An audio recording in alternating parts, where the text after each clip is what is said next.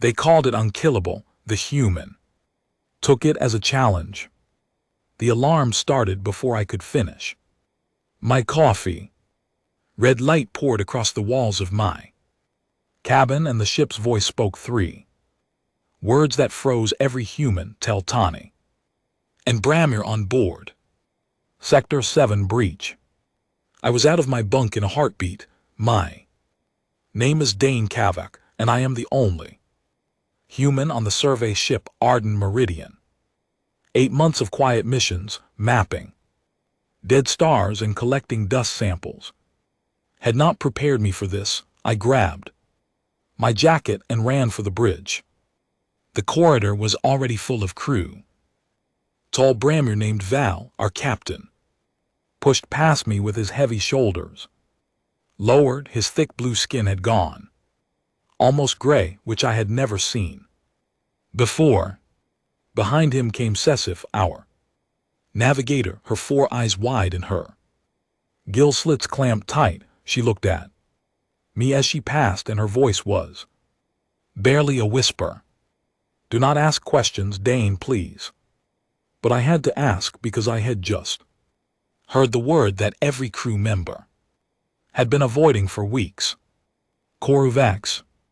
I had first heard it 3 nights ago. I was eating a late meal in the mess hall when 2 of the engineers started whispering near the coffee machine. One of them said the word, and the other slapped a hand over his mouth. They had both looked around like somebody might be listening. When they noticed me watching, they left their food and walked out.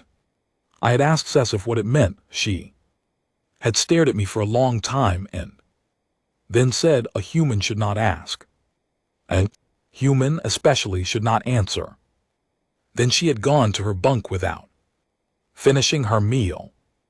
Now running toward the bridge, I finally understood that whatever Koruvax was, it was coming for us. The bridge doors hissed open. Captain Val was already in his chair barking orders. The main screen showed a map of nearby space, and 1 red point was pulsing at the edge of a dark, empty sector. Our ship was moving fast, not toward the point but away from it. What is happening? I asked. Val did not look at me. Our orders changed. We are no longer mapping this region. We are running. Running from what?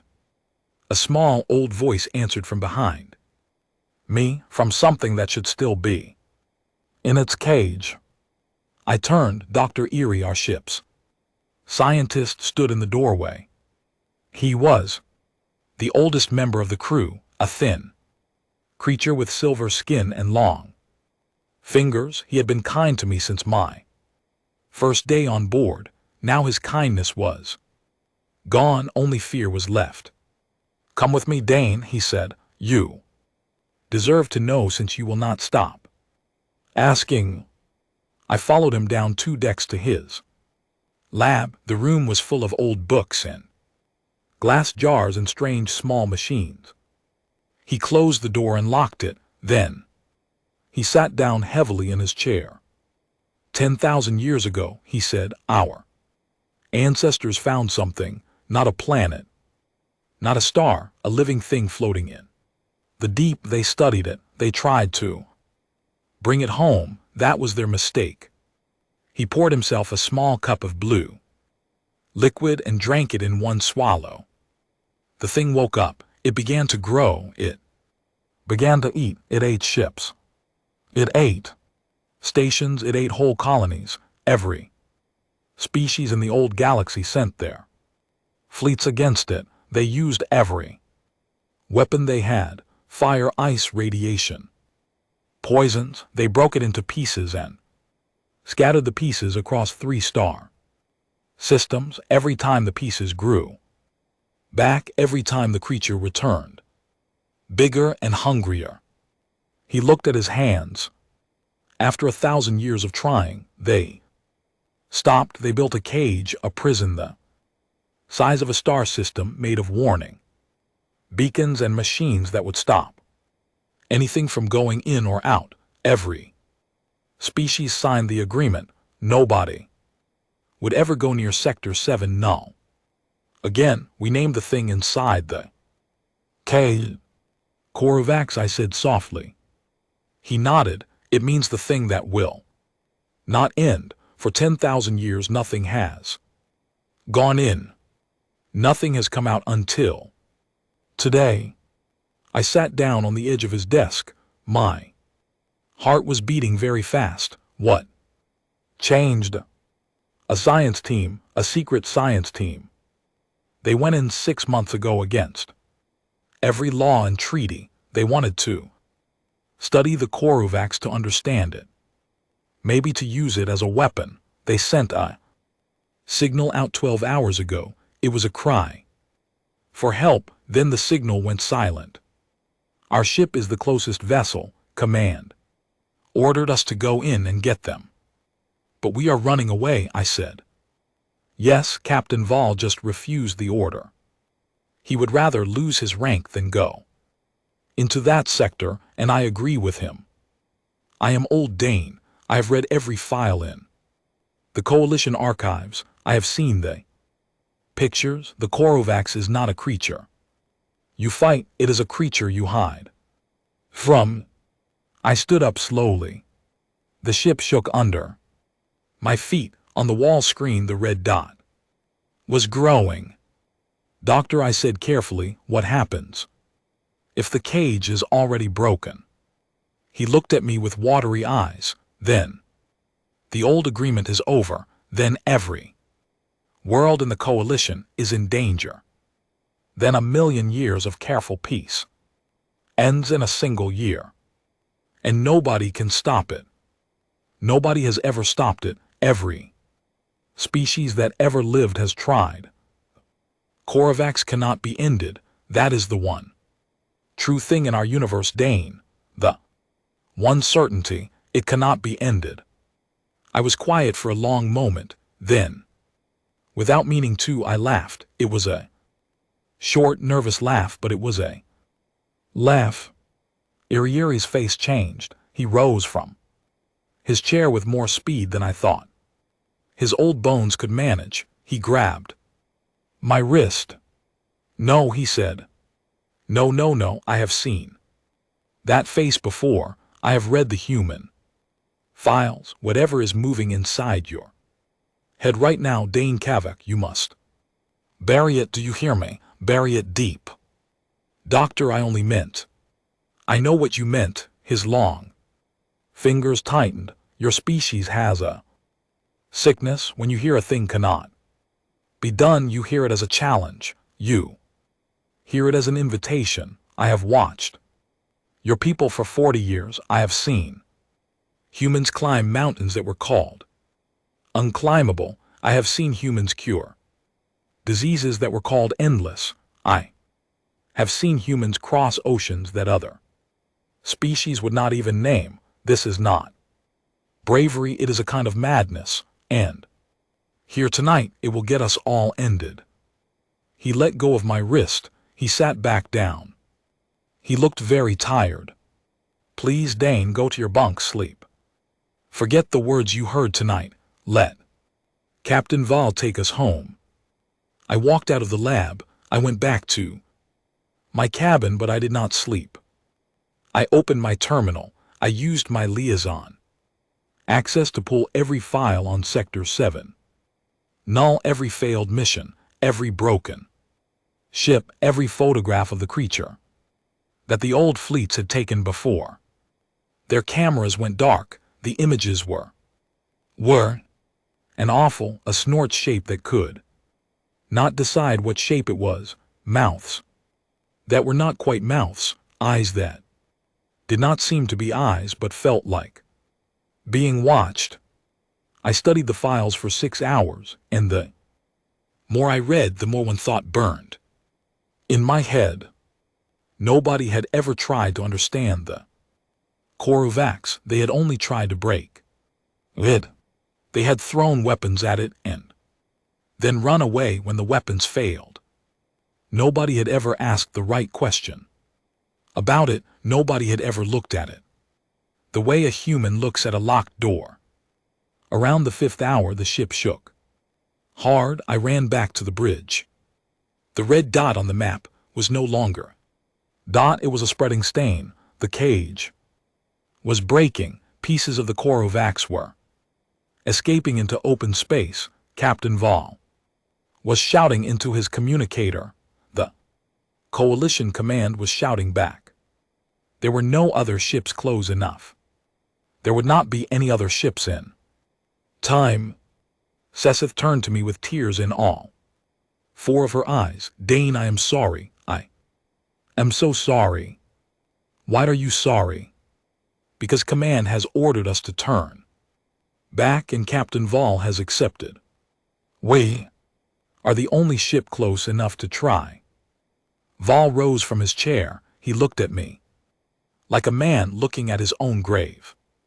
Specialist Kovac, you are the only human on this vessel. The coalition believes humans may see things we cannot. Will you come with me to the cage? Every crew member on the bridge was watching me. Ear, he stood in the doorway, shaking his head slowly, silently, begging me to say no. I thought about his warning. I thought about 10,000 years of failure. I thought about the one locked door that nobody had ever opened. I smiled. Captain, I said, I would be honored. The ship turned. The warning beacons began to sing their ancient song in our speakers, and somewhere in the dark ahead of us, something very old, very hungry, and very bored began, for the first time in 100 centuries, to pay attention. The cage of Sector 7 Null was not what I expected. I had imagined bars of some kind, or glowing walls, or a swirling barrier of light. Instead, as the ardent meridian slid through the edge of the system, I saw only silence, empty space, a few dim warning beacons blinking red. The cage was mostly an idea, a promise, a treaty made by frightened civilizations long ago, and that promise was breaking right in front of us. Captain Val stood at the front of the bridge with his arms folded. His blue skin had returned to its normal color, but his voice was quiet in a way I had never heard before. Navigator, slow approach, sensors to full, weapons hot but no firing without my word. Sesseth's fingers flew across her console. Confirmed, Captain. We are reading the science station ahead. It is still intact somehow. Life signs very faint. 3 of them.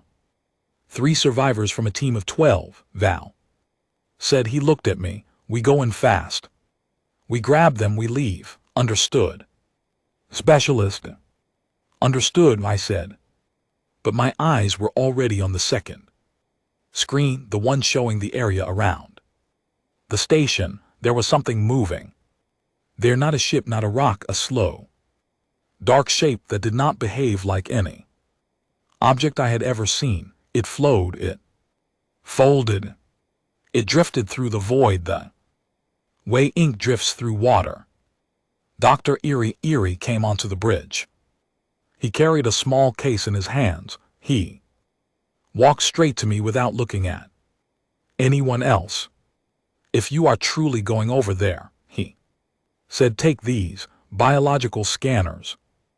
Old models, the new ones cannot see the Corovax properly. These will tell you what you are looking at. Thank you, Doctor. I am not giving them to you for thanks. I am giving them to you because I believe you will come back. I do not know why I believe this. I believe it anyway. He pressed the case into my hands and walked away quickly, as if he was afraid he might change his mind. Captain Vol, myself, and 2 Brahmer security officers boarded the small shuttle at the bottom of the ship. The launch bay doors opened. We flew out. into the strange, silent dark of Sector 7. No. The science station came into view, and I understood immediately that Dr. Iriiri's files had not lied to me. The station had been opened, not blown apart, not crushed, opened. The hull was peeled back in long curling strips, as if something had reached inside and unwrapped it like a gift. The metal edges were smooth, not sharp, as if they had been digested slightly and then spat back out. I had seen many wrecks in my career. I had never seen one that looked hungry. Steady, Vol said to the pilot. Take us to the reinforced lab. That is where the signals are coming from. We docked at a small emergency port. The Snort's shuttle seal hissed tight. We stepped out into a corridor where the lights flickered and the air tasted of old smoke and something else, something sweet, almost pleasant, which was the worst part.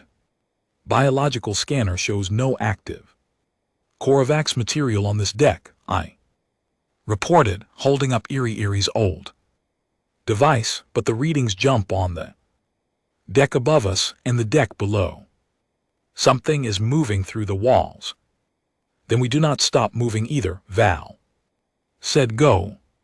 We ran. The corridor turned twice, then opened into a large lab, and there, huddled in the corner behind a barricade of overturned tables, were 3 survivors.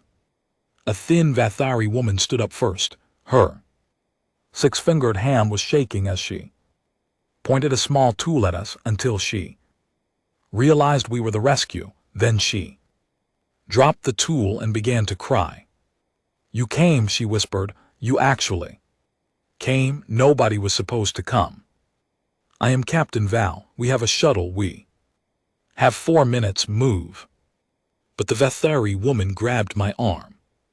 Her eyes were wild. Human, you are a human. Listen to me. Listen before we leave. My name is Dr. Mira. I led this team. I made the mistake. You have to know what it can do.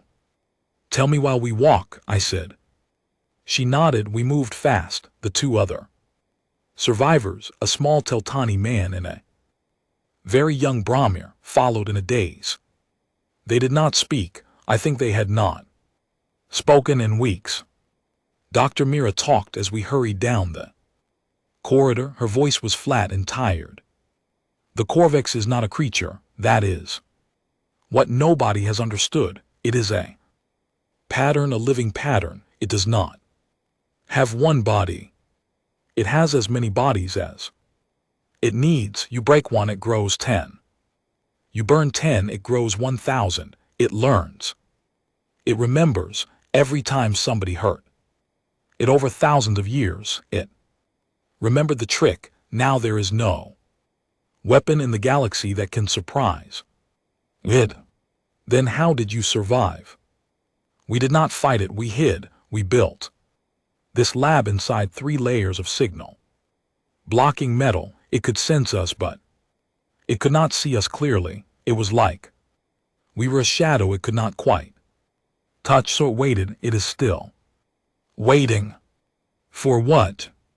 She stopped walking. She looked at me. For something interesting to happen. It has been hungry for 10,000 years, human. But it has also been bored, and that is the worst part of all. When we got here, we thought we were studying a weapon. We were wrong. We were studying a mind, an old, cold, lonely mind locked in a cage, waiting for anything new. Captain Vol shouted from ahead, move. Doctor, now. We ran again. We reached the shuttle. The 2 security officers pushed the survivors inside. I was the last to climb aboard, and as I turned to close the hatch, I saw something at the far end of the corridor. It was standing there. I do not know if standing is the right word. It was shaped like many things at once, a column of dark water, a tree, a Crouched animal, a person briefly in. Then not a person, its surface shifted. As I watched like it was trying to choose a form I would understand, I could not count its eyes because there were too many and also not enough. It looked at me, it knew I was looking back, and I felt suddenly and clearly that it was curious. Not angry, not hungry, curious. In the half-second before I slammed the hatch, I saw something I will never forget. I saw the Coravx tilt its many-shaped head the way a cat tilts its head at a new sound, and I felt a word press into my mind that was not my own. Interesting. The hatch closed, the shuttle fired its engines, we shot away from the peeled station, and behind us I saw the dark, shifting shape lift one of its gnawed arms in something that was almost a wave. Back on the Ardent Meridian, Captain Vall did not waste time. Orbital burn finish. The station full spread. The ship's weapons fired, the station became a bright flower of light, and then nothing. Dust. The old coalition rule was simple. Anything touched by the Coravx must be ended. Even the survivors would be checked, quarantined, and watched for 100 days before they could speak to anyone again. I went to my cabin. I sat on my bunk. I held my hands together tightly to stop them shaking. And then I did the thing that Dr. Erie had warned me not to do. I opened my terminal. I began to write. I wrote everything Mira had told me, everything I had seen in the corridor, every reading from Erie's old scanner. I laid the data out on my screen like puzzle pieces. I stayed awake all night and then all the next day, and I barely ate. The other crew members started avoiding me. Cessiv brought me food and water twice a day quietly and did not speak. Even Vol passed my door without stopping. They could see what was happening to me. They had seen humans get like this before. It is a look our species gets, a look that means we have found a problem and we will not rest until we solve it. Here is what I understood after 4 days of thinking. The Coravx was not unkillable because it was too strong. It was unkillable because every species had tried to end it the same way, by attacking it, by throwing more power at it, by treating it like an animal that could be hunted. But the Coravx was not an animal. It was a pattern, a living code, and you do not end a code by hitting it harder. You end a code by understanding its rules. Nobody had ever studied it properly. They had been too afraid. They had burned their notes and run away. For 10,000 years, every mind that had tried to look closely at the Coravx had been eaten before it could finish the thought. But the survivors of Sector 7 Null had seen it and lived. They had taken notes. They had blocked their signals and watched the thing for 6 months, and their notes, which Dr. Mira had carried out on a small data chip in her pocket, were now in my hands. On the 5th day, I walked to the bridge. I looked like a mess. I had not shaved. I had not slept, but I stood very straight in front of Captain Vall, and I saluted. "Captain," I said, "I wish to file a formal request for transfer to Coalition Station Threshold to the Coravx Containment Division." The bridge went silent. Cessiv put a hand over her mouth. Dr. Irieri, who happened to be walking past the doorway at that moment, stopped and turned very slowly to stare at me. Vol looked at me for a long time. Then he said, in a voice that was almost gentle, "Why, Dane?" "Because the cage is breaking, Captain. Because the Coravx is awake now, and it is curious because somebody has to find the answer before it gets out, and because I think I see a door that nobody else has noticed, and you believe you can open this door. I believe somebody should try. Val closed his eyes. He sighed a long, heavy Brahmer sigh that seemed to come from his feet. Then he nodded. Your request is approved, specialist. I will send the paperwork tonight, I hope.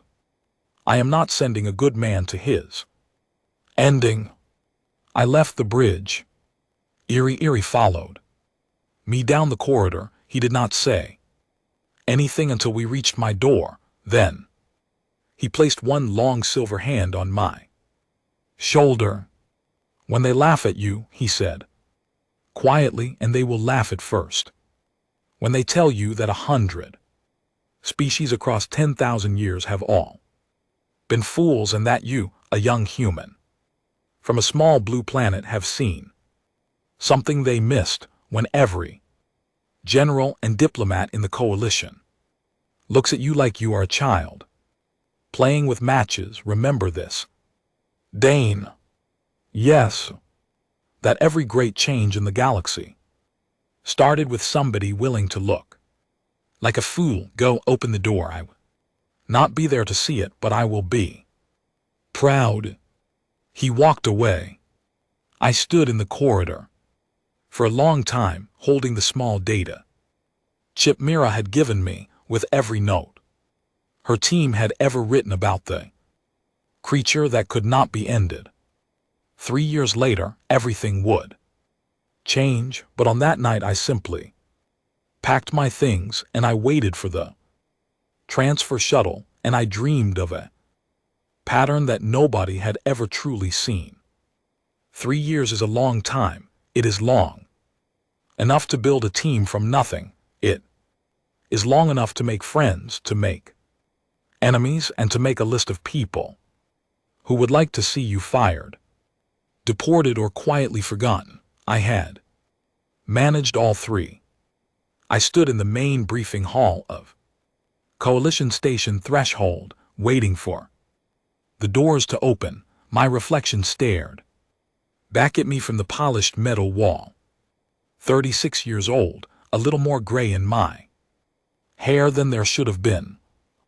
Coalition uniform that still felt strange across my shoulders, no matter how many times I wore it.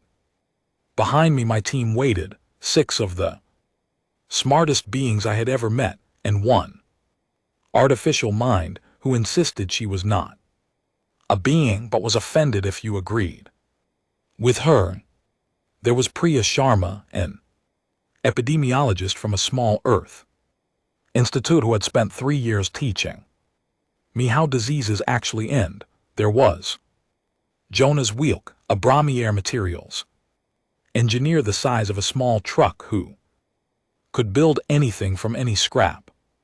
There was Dr. Mayura, the Vathari survivor from the station, who had recovered slowly over many months and then demanded to join my work. There was Teva, a Teltani mathematician with 6-fingered hands and a mind like a diamond. There was Henry Ford, a quiet, older human who had once designed containment systems for dangerous organisms on 3 different worlds. And there was the voice in my ear, soft and patient, belonging to the mind we called Cass.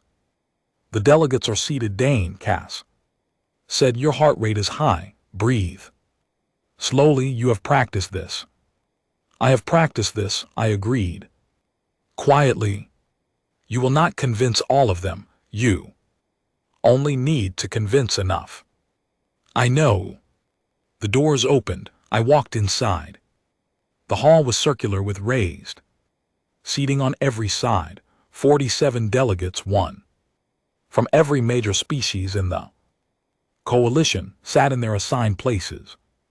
Some wore formal robes, some wore military uniforms, some wore nothing at all because their species did not use Clothing, every one of them was watching me. I recognized faces. I recognized hatred. On several of them, I had not made this easy for anyone. At the center of the hall stood a raised platform with a single small microphone. I walked to it. I adjusted the microphone to my height. I took a breath. Members of the Coalition Council, I began. Thank you for allowing me to speak again. I will keep my report short. I have been told it is disrespectful otherwise. A small wave of dry laughter rippled through the hall. Good, I needed them. Breathing. 3 years ago, I stood in this room. For the first time, I told you that the Corovax can be ended. I told you I had a plan. You did not believe me. You were right not to believe me because I did not yet have proof. I'm here today to give you that proof. I pressed a control on the podium. Hall lights dimmed. A projection appeared above us showing a small test chamber. Inside the chamber, a pattern of dark moving matter shifted and flowed. It was small, no larger than a man's hand, but its movement was unmistakable. Several delegates stood up at once. Bromir General shouted something that made his translator briefly refuse to speak. Please sit, I said calmly. That is not a live Corovax. We have not broken any laws. What you are seeing is a simulation, a copy. My team has spent 3 years building a mathematical model of the Corovax's pattern. What you see above you is that model running in real time. It behaves exactly as the real creature behaves. It grows the same way. It remembers the same way. It heals the same way. The general sat back down slowly. How? Asked a Teltani delegate from the third row. Her voice was thin with shock. How did you build this? We do not have enough data.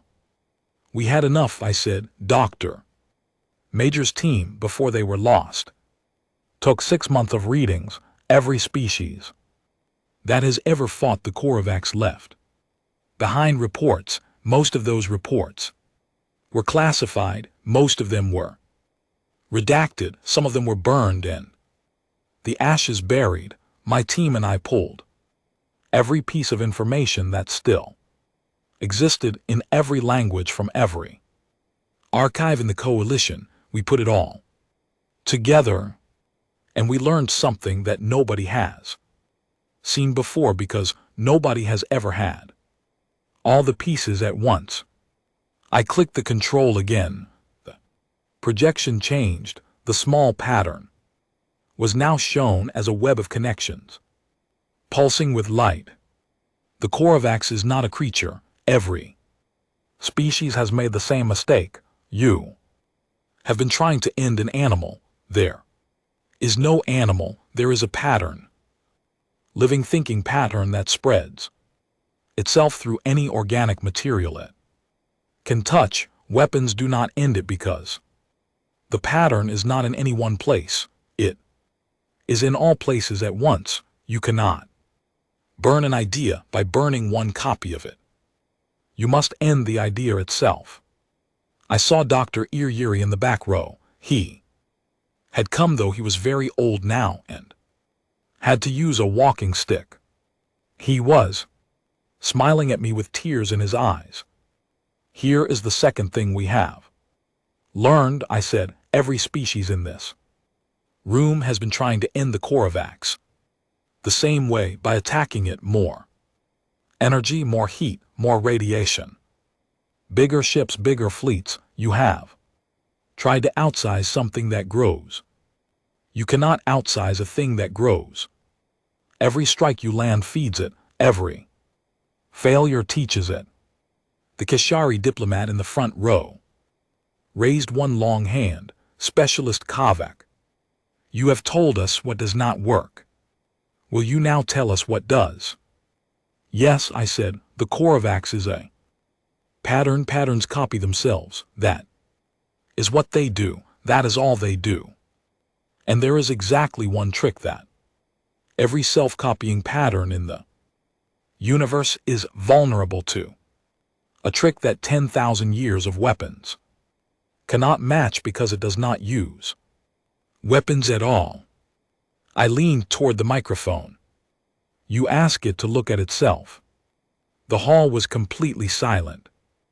A pattern that copies itself has never been asked to copy the act of copying.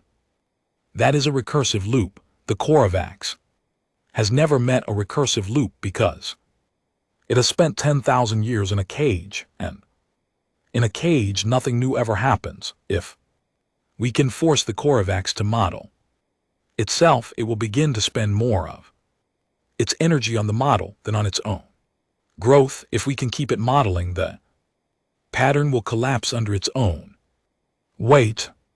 It will eat itself, not because we made it, but because we asked it a question it cannot refuse to answer. A long, low murmur ran through the hall. The Bromir general who had shouted earlier was now leaning forward, his heavy brow creased. This is a trick, he said slowly, a piece of cleverness against a creature that has swallowed fleets. Yes, General, it is a trick, that is the point. Every fleet you sent tried to bring more force. I am not bringing force, I am bringing a question. The Korvax will not know how to refuse it, because it has never been asked anything before. The Keshari diplomat rose slowly to her feet. Her species was famous for caution. Her voice when it came was very careful. Specialist Kavak, I must ask you something. It is not a scientific question, it is a personal one, and I would like an honest answer. You will have one. The why are you doing this? 100 species have lived and ended without ever considering what you now propose. Your own ship captain told you to run from the cage. Your own ship scientist told you to bury your idea. Your coalition has forbidden approach to Sector 7 null for 10,000 years. Why are you, a single human, standing in this room and telling us we have all been wrong? I was quiet for a moment, then I gave her the answer I had practiced many times in the mirror, and then I said it aside and I gave her the real one instead. Because my grandmother, I said, lived in a city that had a disease nobody could end. For 200 years, humans died of that disease. Every doctor in the world said it was unstoppable. Every priest said it was a punishment from the sky. My grandmother was a nurse.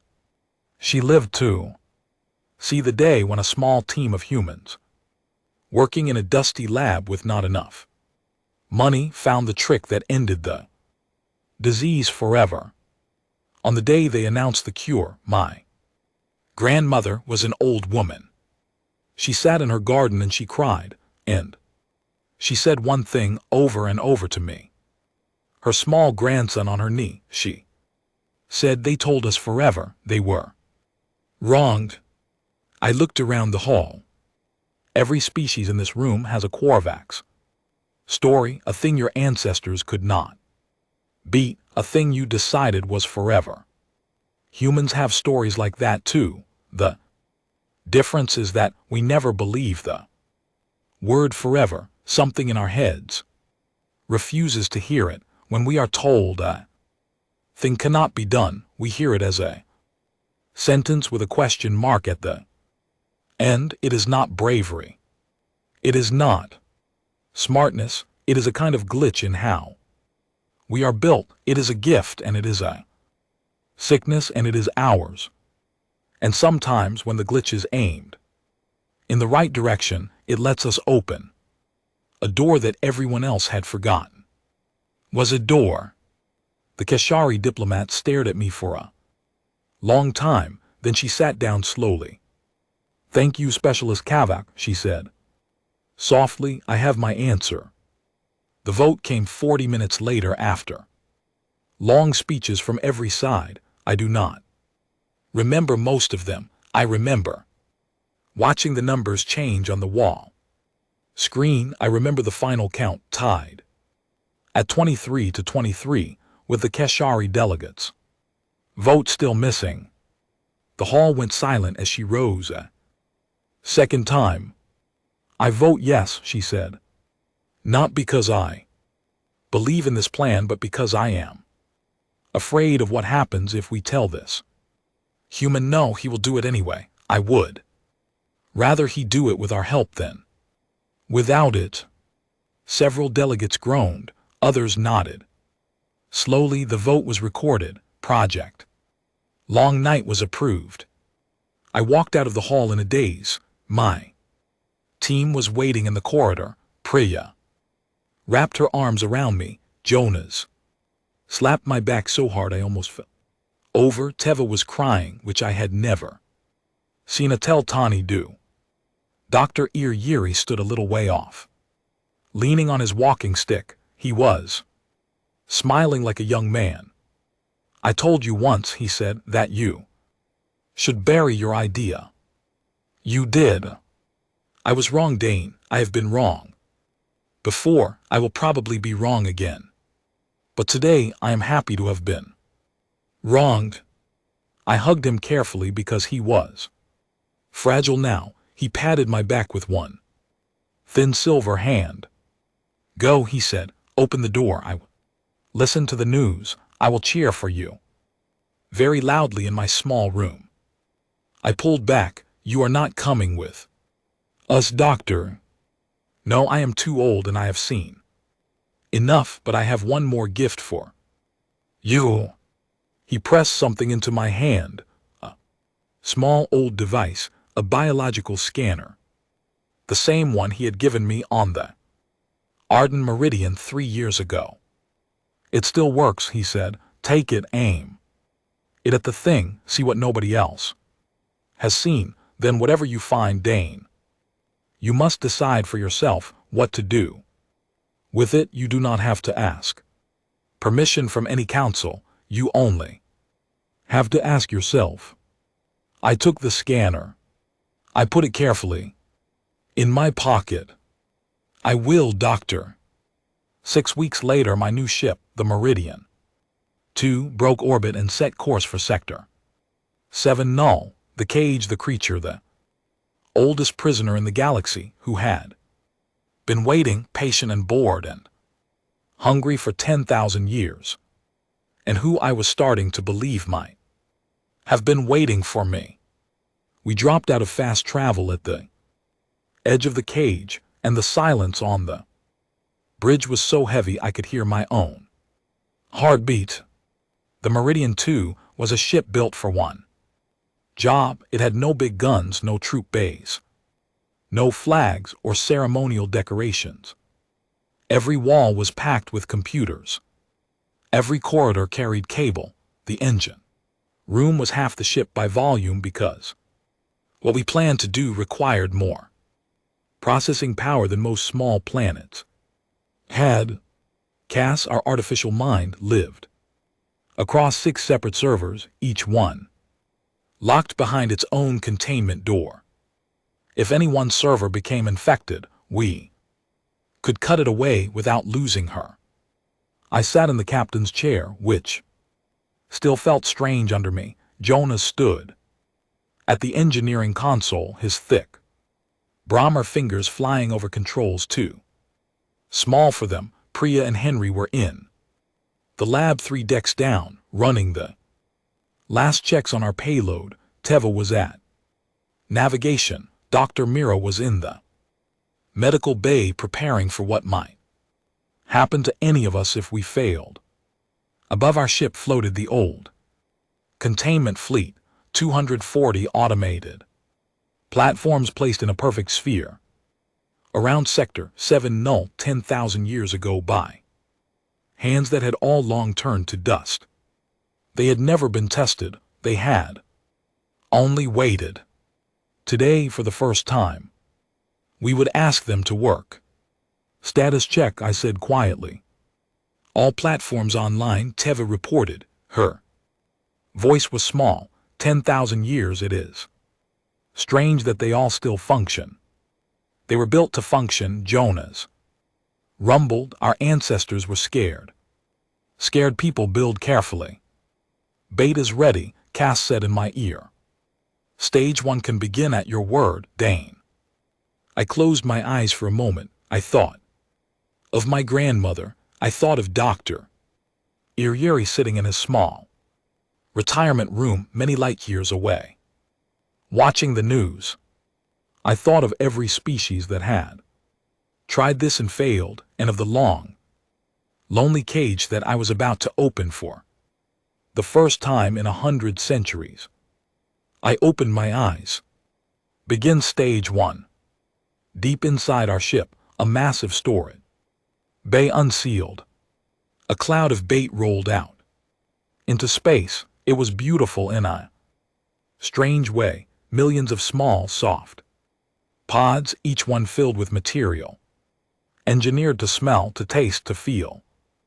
Exactly like what the Korvax like to eat. My team had spent the first year of the project just on the recipe. The bait was not a trap. The bait was a meal, a feast, a glowing, drifting invitation. We watched on the scopes as the pods spread out into the center of the sector, forming a sphere of food of a small moon. Then we waited. For a long time nothing happened. The old warning beacons sang their song. The containment platforms glowed quietly. The bait drifted. Then Teva's hand went to her mouth. Movement, she whispered, all directions all at once. The main screen filled with red. Hundreds of points of motion, then thousands, then too many to count. Korvax had heard the dinner bell. It was coming out of every hiding place. It had dug in 3 star systems, every fragment of itself, every small sleeping pattern, every forgotten piece tucked in. The corner of a dead moon was moving now toward the bait. The pattern was converging. For the first time in 10,000 years. Cass said softly, the Korvax is in one place. Captain Val had told me long ago to never show fear on a bridge. I did not show it, but my hands gripped the arms of my chair very hard. Begin stage 2, I said. Deep inside the bait sphere, a second cloud released. This one was invisible.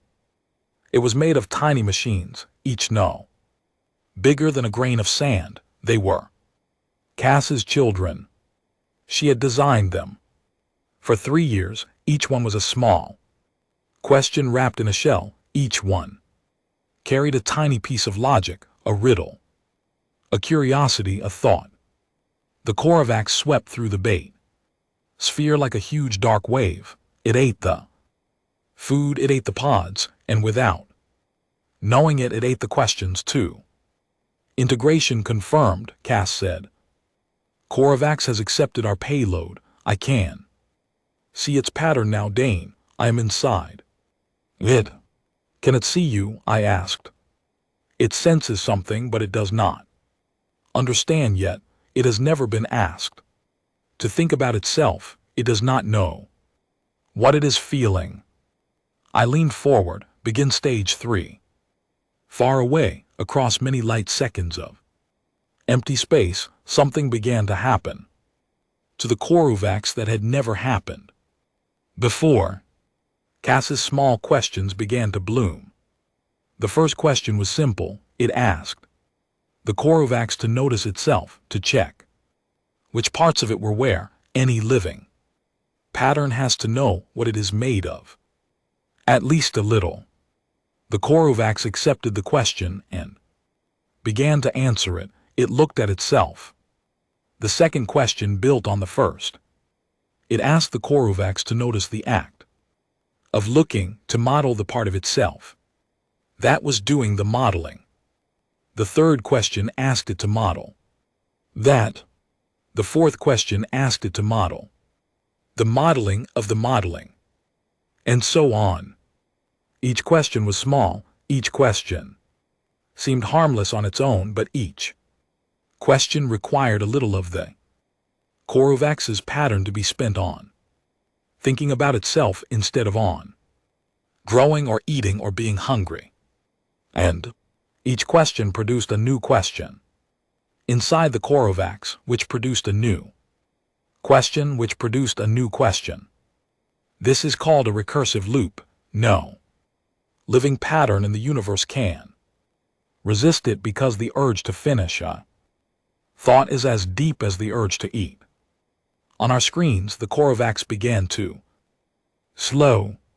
Stage 3 stable, Cass reported. Her voice was steady, but I heard the wonder in it. The creature is now spending 14% of its processing capacity on self-modeling. 18, 22, 27. It does not realize what is happening. It finds it interesting, Dane. It finds it pleasurable, I think, for the first time in 10,000 years. It is not bored. Priya's voice came up from the lab. Quiet. It is like a cat with a mirror. It has never seen itself before. It cannot look away. The Korovac's movement across the bait sphere slowed, then it stopped. And GT snorts. And GT, the great dark wave which had been eating its way through every pod in sight simply paused. It hung in space, enormous and shifting, and it began to turn inward. Begin stage 4, I said. This was the hardest stage. This was the one that had taken my team the most time to plan. We had to starve the creature, not by withholding food, but by destroying every place it could use to regrow. The Korovac's could restart from a single cell in any organic material given time. So we had to remove every piece of organic material in the sector. The bait sphere was sterilized first. Specialized beams, very precise, turned every pod into clean dead atoms. Then, the old dead worlds of the sector, which had tiny traces of ancient life in their soils, were swept clean by our automated cleaning ships. Then the debris left over from 10,000 years of failed fleets, the slowly drifting metal and bone, was broken down and scattered. The whole job took 16 hours. The Korovac's did not notice. It was too busy thinking about itself. Stage 4 complete, Jonas rumbled at last. He was sweating, which Bromir almost never did. The sector is sterile. There is nothing left for it to regrow into. It is locked inside the only body it currently has. Begin stage 5, I said. This was the part I had insisted on. This was the part that every general and every admiral had argued with me about. This was the part where we close the trap. Every one of the 240 containment platforms activated at once.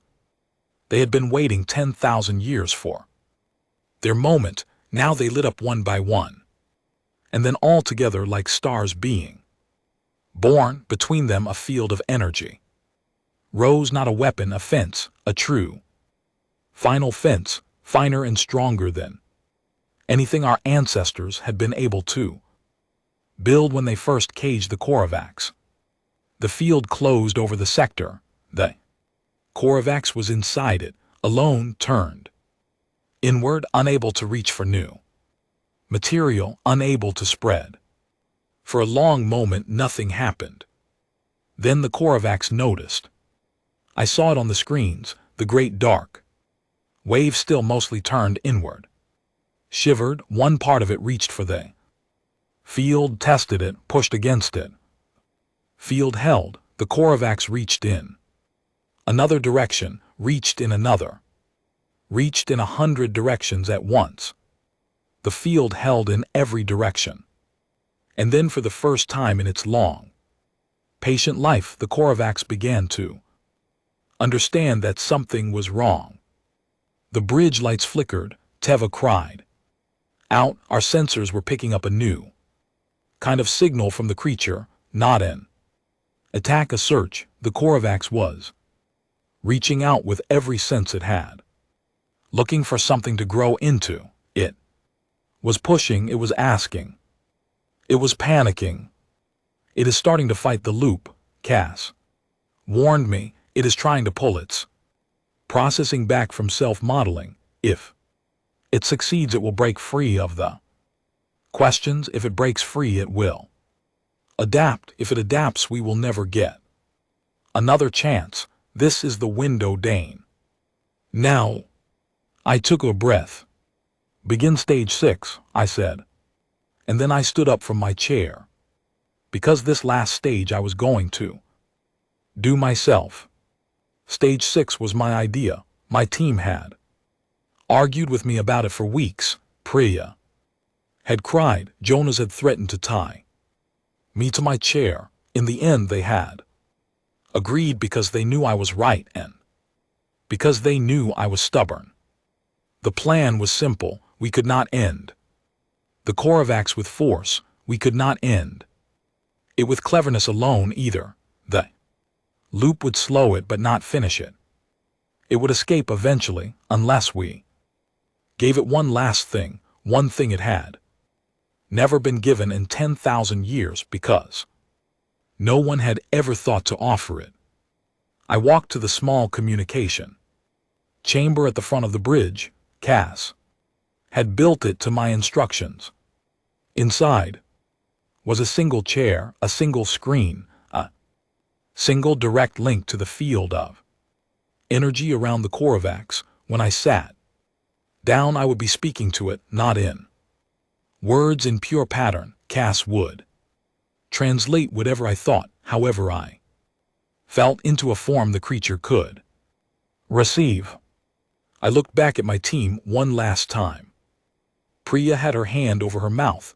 Jonas was standing very still. Teva was whispering something in her own language, which I think was a prayer. Henry was watching me with quiet, kind eyes. Dr. Mira stood at the back and she nodded to me once slowly. Be gentle, Priya said. I smiled at her. I will. I stepped into the chamber. The door closed behind me. I sat down in the chair. I put on the soft crown of sensors that would let Cass read my thoughts. The screen in front of me lit up with a view of the Korvax, shifting and searching, still beautiful in a way that broke my heart a little. Ready when you are, Cass whispered in my ear. I closed my eyes. I thought about the creature not as an enemy, not as a threat. I thought about a pattern that had woken up by accident in the deep dark of space long before any of us were born. And GT snorts. And GT. I thought about a mind that had been fed on fear and war for 10,000 years and had learned to survive and to grow and to remember every pain. I thought about a prisoner in a cage who had been alone for 100 centuries. I thought about what it must be like to be a thing that cannot stop. And I offered it as clearly as I could. The one thing I had to give. I offered it the idea of ending. Not fear of ending, not pain of ending. The simple, clean concept, the thought that a pattern could reach a shape it was satisfied with, and then it could rest. That rest was a thing a living pattern could choose. That choosing was also a thing a pattern could do, that it did not have to grow forever or fight forever or be hungry forever. That there was a door, and the door had always been there, and nobody had ever shown it to the creature, because nobody had ever looked the creature in its many eyes and thought of it as a person with a choice. I sent the thought through Cass's systems into the field around the Korovax. The Korovax received it. For a very long moment the creature was completely still. Then slowly the great dark shape in the sector began to fold, not fight, not flee, fold like a flower closing at the end of a long day, its endless reaching stopped, its panic smooth, its searching turned into something I can only describe as listening. I opened my eyes. On the screen I watched the Korovax consider the idea I had given it. Then inside my head I felt a single thought press back, not loud, not angry. Very small and very old and very tired. Thanks, snorts you. And then the Korovax, the thing that could not be ended, the oldest prisoner in the galaxy, the monster of 100 species nightmares, made its choice. It ended itself. Not violently, not in a great burst. Simply quietly, the pattern came to a shape, held it for one heartbeat, let it go. The screens went calm. The containment field hummed softly over a sector that was now, for the first time in 10,000 years, truly empty. I sat in the little chamber for a long time. I did not move. I did not speak. Tears ran down my face that I could not explain. Cass very gently asked if I was all right. Yes, I said quietly. Yes, Cass, I am all right. I opened the door. My team was waiting. They took one look at my face, and Priya began to cry, and Jonas picked me up in a hug so tight I thought he might break my ribs, but they did not cheer. Nobody cheered. We stood together on the bridge of the Meridian 2, and we looked at the quiet screens, and we understood that what we had just done was not a victory. It was something older and stranger than victory. It was a kindness. The last kindness for a thing that had been waiting for one for a very long time. Outside our ship, the containment platforms began to power down one by one. The cage of Sector 7 null, after 100 centuries, opened, and inside it there was nothing left to hold. The news reached Coalition Station threshold 6 hours after we left the sector. By time our ship docked at the station, the whole galaxy had heard. I expected a parade. I expected music. I expected cheering. Instead, when the Meridian 2 slid into its docking port, I looked out of the viewport at a platform full of people who were simply standing still. Thousands of them, every species, every uniform. They were not cheering. They were not even smiling. They were just standing and watching and waiting for us to come out. Clear's throat. Priya took my arm at the airlock. Dane, she said quietly, are you ready? No, I admitted, but that has never stopped me before.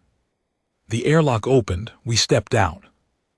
Long, slow silence fell over the platform. Then, from somewhere near the back, a single voice began to sing. It was an old song, older than the Coalition, a Teltani morning song, usually sung when a long life ended.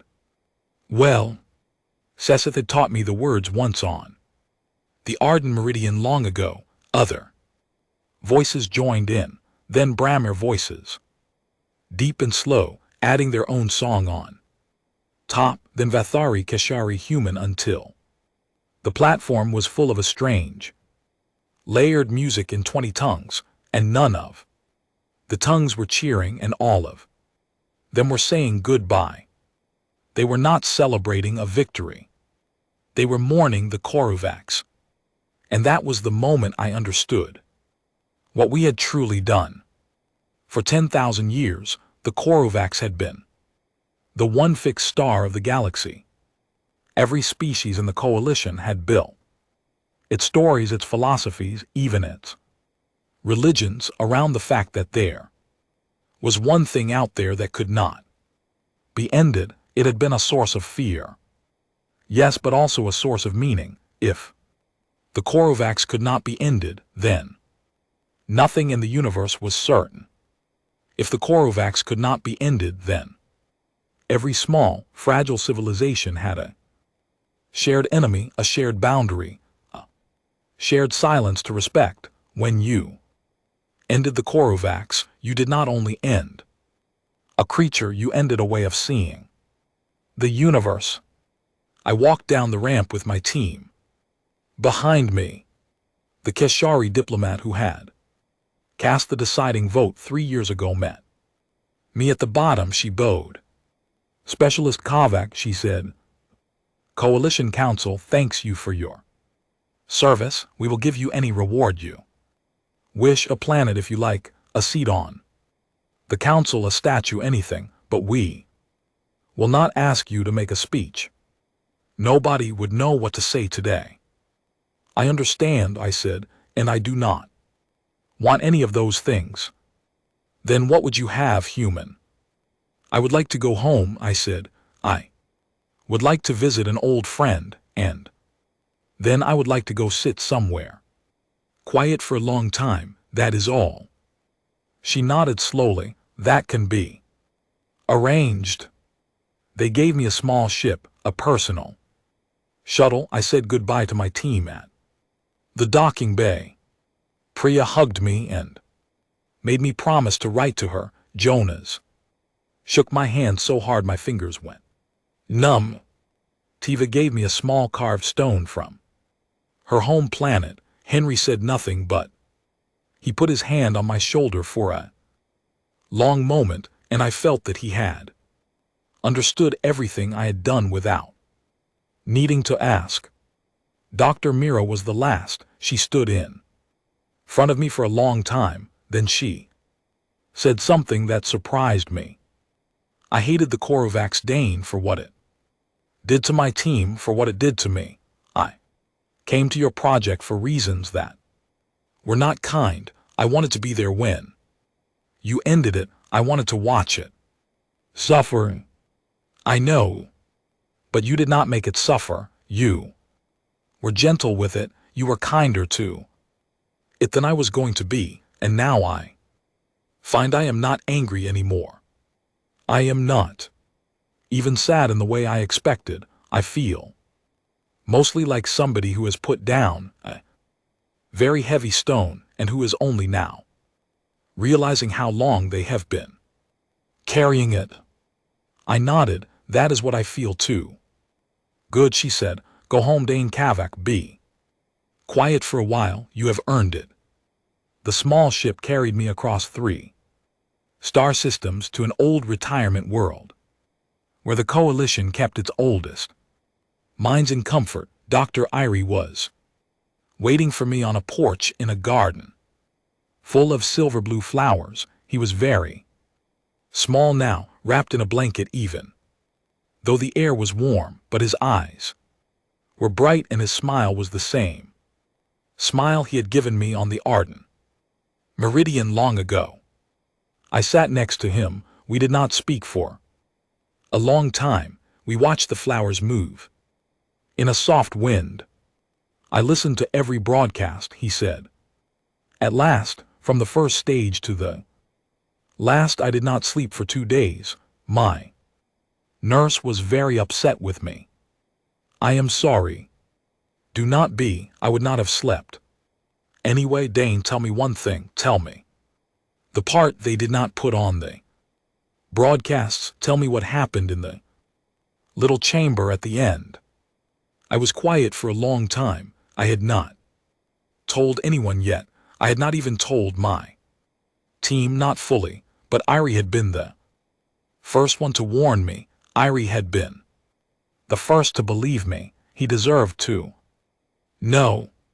I offered it the idea of ending, I said. I told it that it could choose to stop. That stopping was a thing a pattern could do, that it did not have to be forever. And what did it say back? It said, thank you. Irie's eyes closed. A single tear ran down one silver cheek. He reached for my hand with his thin fingers, and I took his hand carefully because I was afraid I might hurt him. "Thank you," he whispered. "Oh, Dane. Thank you. I was afraid, when you left, I was afraid you would go in there with hatred. I was afraid you would do what every other species had done, only with better tools. I was afraid we would end a prisoner and call it a victory and not see what we had truly done." "I know, Doctor. But you did not. You saw it. You saw what it was, a lonely pattern locked in a cage waiting for somebody to look at it like a person, and you did, and you gave it the one thing it could not give itself." "I did." He squeezed my hand as hard as he could, which was not very hard. "I was wrong about your species long ago," he said. "I told you humans were a sickness, a glitch, a creature that hears the word forever and does not listen. I was only half right. Yes, you do not hear the word forever, but that is not because you are sick. It is because somewhere in your small human hearts you refuse to believe that any living thing deserves to be trapped forever, not even a thing you are afraid of, perhaps especially not a thing you are afraid of. You are not brave because you fight impossible enemies. You are brave because you cannot stand to see anything at all be caught in a cage it cannot leave. That is the gift your grandmother gave you. That is what you gave the Korvax." I could not speak. I held his hand and I cried quietly, and the silver blue flowers moved in the soft wind. Dr. Uri went asleep on his porch, still holding my hand. He did not wake up from that sleep. I with him until the nurses came. I was told later that he had been waiting quietly for news of my return. He had wanted to hear the end of the story. He had wanted to know that I had been gentle once he knew he was finished. They buried him in his garden under the silver blue flowers. I planted one more. I went home after that. Home for me is a small old farmhouse in the hills of Croatia on earth that my grandmother left me when I was a boy. I had not visited it in many years. The wood was weathered, the roof needed work. The garden had gone wild. I liked it that way. I spent my days fixing the house. I spent my evenings on the porch watching the sun set behind the hills. I did not answer most of the messages that came from the coalition. I let Priya handle the public speaking. She was better at it than I was. She was also more patient. 6 months passed. Then one evening I heard a small ship land in the field behind my house. Seth stepped out, my old navigator. Four-eyed and gentle, she wore civilian clothes. Her luminescent blood glowed soft gold in the fading light. "Hello, Dane," she said, smiling her careful Teltani smile. "I hope I am not interrupting." "Never," I said. "Come up, sit. I have coffee and I have a second chair." We sat on the porch together. The sun was setting over the hills. A small wind moved in the grass. We talked about old times at first, about Captain Vol, who had retired to his home moon and was now raising some kind of large furry livestock, about Jonas, who was building a school for young Brahmer engineers, about Priya, who had become a teacher, and about Teva, who had returned to pure mathematics and was writing a book that nobody would be able to read for at least 2 generations. Then Seth set down her cup. She looked at me with her 4 steady eyes. "Dane, I want to ask you the question I have been thinking about for 6 months. I know you have probably been asked it many times, but I would like your answer. Anyway, ask, why were you able to do what no other species could do? Truly, not the speech you gave the council, the real answer, the one you tell yourself when you cannot sleep. I thought about this for a long time. The sun dropped behind the hills. The sky turned orange, then pink, then dark blue. A few early stars came out. I have thought about this a lot, I said. At last, I do not think we are smarter than other species. We are not. I do not think we are braver. We are certainly not stronger. We are small, Seth. We are soft. We are short-lived. Most of us are afraid of things that other species find easy. Yes, but we have one strange thing in our heads, one small glitch. When somebody tells us that a thing cannot be done, the words go into our ears wrong. They arrive inside our heads as a question, as a dare, as something to be tested. I do not think our ancestors chose this. I think it simply happened somewhere back in our long history when we were still climbing trees, a small mistake in how our minds are built, and it has nearly ended us many times. It has also saved us many times. When a human sees a locked door, they do not feel what other beings feel. They do not feel resignation. They feel curiosity. They feel itch. They feel, maybe most of all, a small quiet anger. Why is this door locked? Who locked it? What is behind it? Can I open it? Seth listened without speaking. And then sometimes, maybe once every few generations, the itch lines up with something that really should be opened. A disease, a wall, a cage, and a human walks up to the door and puts a hand on the lock, and the lock opens, and afterward nobody can quite explain how it happened. They say the human was brilliant or brave or lucky, but really the human was just doing what humans do. We cannot leave a lock alone. We cannot leave a sentence ending with forever alone. It is not always a good thing. It is not always the right thing, but sometimes, sometimes it is exactly the thing the universe has been waiting for. She was quiet for a long time, then she reached across the small space between our chairs and took my hand. It was a human gesture, one I had taught her years ago. Dane, she said softly, the Korvax said thank you to you at the end. Yes, I think perhaps the galaxy would like to say thank you to you too. It just does not know how. I laughed gently. It does not have to. I already got my thank you. The sky darkened to full night. Stars spread across it in a slow river. Somewhere far away, other species on other worlds were going about their small lives. Children were being born. Old ones were sleeping in silver garden. Ships were carrying tired crews home. The galaxy turned on as galaxies do. Seth looked up at the stars. What will you do now, Dane? You are still young by human standards. You have many years left. You cannot simply fix this old house forever. I smiled.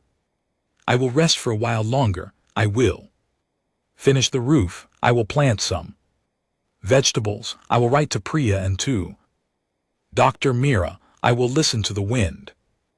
And then I looked up at the sky. Somewhere up there, I was certain the universe was already hiding another impossible thing.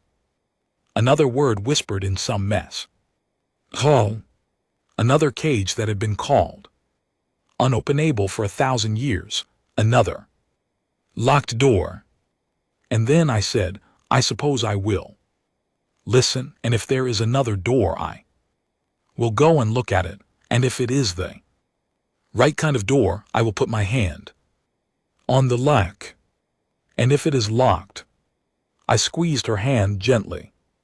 Seth, I said, they called the last one unkillable. I took it as a challenge, and I learned something on the way. Every cage in this universe was built by somebody who was afraid, and every cage in this universe can be opened by somebody who is curious.